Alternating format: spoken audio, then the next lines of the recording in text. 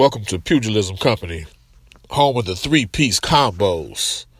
We're not your run-of-the-mill everyday podcast. This is Reed, the Black Burp Sugar. If you would, please subscribe. Help us hit that target of 1,000 subscribers, y'all. Please comment. By all means, touch that bell icon for notifications.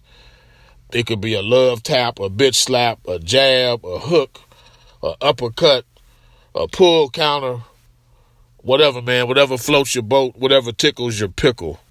Just please hit that bell icon for notifications.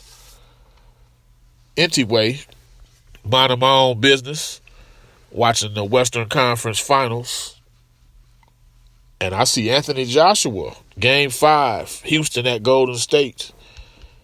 Houston ties the series 2-2. Anthony Joshua was in attendance in the Bay Area, the Oakland, San Francisco area. They showed him on camera. Reggie Miller, Chris Webber, Marv Albert, they briefly mentioned him. I think Reggie called him Anthony Johnson a time or two, but hey, regardless, it was good to see a high-profile boxer get acknowledged during an NBA telecast. Don't know the significance of it. He was probably just there, brother, just like basketball. I don't know why he was in America, in the Bay Area, for a basketball game. It could mean something in terms of an American fight. It could not mean anything. Who knows? Just found that interesting.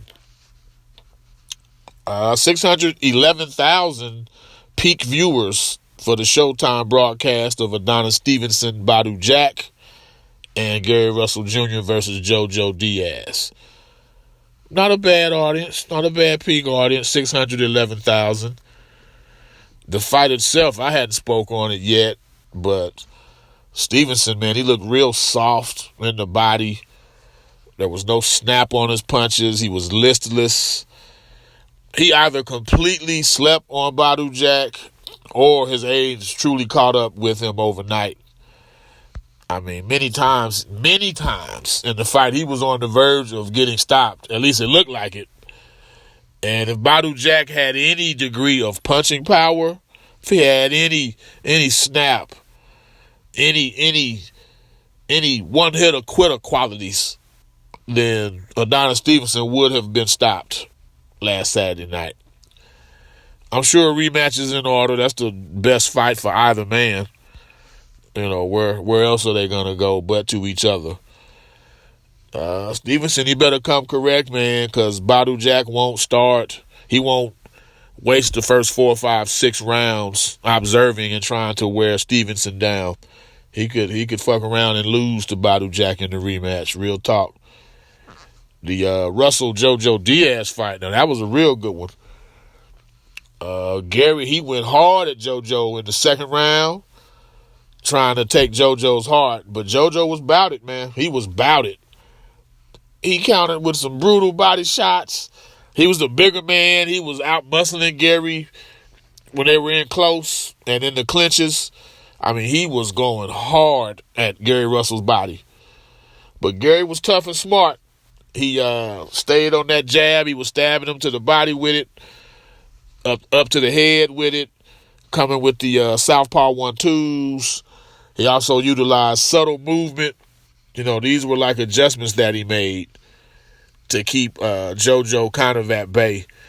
When Russell stood flat-footed, allowed JoJo to walk straight in with no jab, JoJo was putting hands on him, man. Like, other than the Lomachenko fight, I ain't seen nobody put hands on Russell to the degree JoJo Diaz did.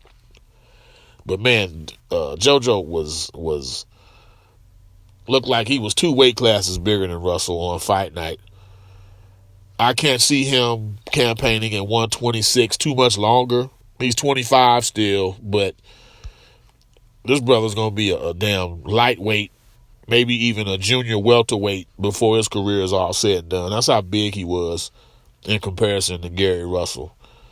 Russell said he wants to unify or move up. We'll see. The best move for him would be the winner of Leo Santa Cruz and Abner Martis, which is coming up. Let's see. We have Sean Porter and Danny Garcia. They're having their WBC purse bid Friday, the 25th. That's something to keep our eyes and ears on, because that would be a real good fight for the WBC title that Keith Thurman vacated. Whether you're on the Porter side of the equation or the Garcia side, you have to acknowledge it's going to be a real good two-way, high-contact, tense, competitive fight. I can't wait to see it. Early Friday morning, if you're up at 7:15 Eastern Time, this coming Friday the 25th, and you're not doing anything, you should download the ESPN Plus streaming service, the app that they have going. They will feature Naoya Inoue, the Japanese star, versus Jamie McDonnell. Inoue, he's a former champion at 108 pounds. Then he won the, just totally skipped 112, won a title at 115, defended it 7 times, including an appearance on HBO's Superfly 1, where, in my opinion, he stole the show. He's moving up to 118 now to face Jamie McDonnell, who's 29, 2-1 with 13 KOs. I mean, this guy has a pretty stealth record, to say the least. Inoue, his record is 15-0, 13 KOs.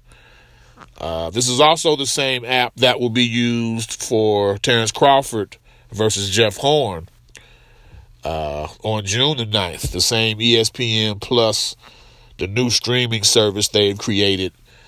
Apparently there'll be some, you'll have access to old videos. There'll be like a live boxing, kind of like Jim Lampley's The Fight Game. There'll be something of that sort on this app that'll be weekly and monthly, I believe. I don't know if I'm still kind of on the fence about if I'll get it or not. I really want to see Crawford and Horn. I think Crawford is going to put hands on old boy. And I'm a fan of Inoue. When I saw him on Superfly 1, I was hooked. And I've been disappointed that HBO hasn't maintained a relationship with him. So who knows? I may fuck around and get this damn app, man. Check out this fight Friday, 7:15 EST. Also on June 9th, as I mentioned earlier, Leo Santa Cruz versus Abner Martis, with Jermell Charlo facing Austin Trout on the undercard. Got big things coming. Got some good shit to look forward to in the next couple of weeks. We'll keep it short and sweet for today. Just wanted to get in them quick hits and tidbits from the home of the 3-piece combos, Pugilism Company. This is your boy Reed, BBS, the Black Burt Sugar. Pugilism Company out. Peace and God bless.